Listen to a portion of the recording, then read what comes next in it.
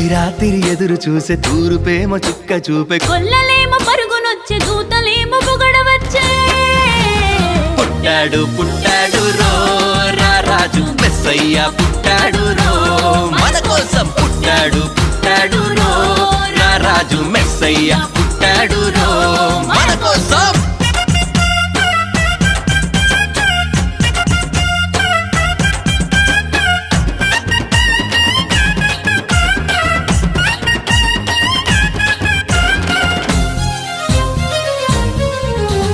పసుల పాకలో